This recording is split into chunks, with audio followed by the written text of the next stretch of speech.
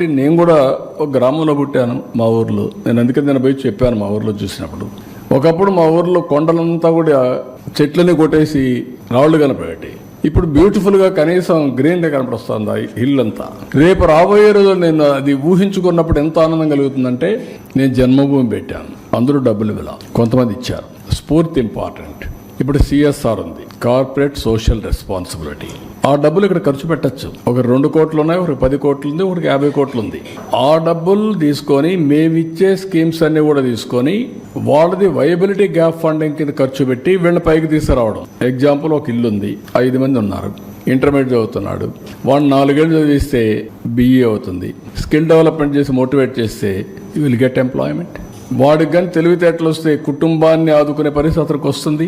ఆ ఇంట్లో 5 మంది ఉన్నారు, ఒక చిన్న వ్యాపారం చేస్తారు, వ్యవసాయం చేస్తారు. వాళ్ళు ఏం చేస్తే ఆదాయం వస్తుందో వీళ్ళు చెప్పి హ్యాండ్ హోల్డింగ్ చేయగలిగితే 15,000 వచ్చేవాళ్ళని 30,000 చేయొచ్చు, 30,000 వచ్చేవాళ్ళని 60,000 చేయొచ్చు. అప్పుడు మనుషుల్ని ఆస్తిగా చూడమంటున్నాను నేను. అదనపు ఆస్తులన్నీ అదనపు ఆస్తులుగా చూడమంటున్నా, కానీ మనుషులు యాజ్ క్యాపిటల్.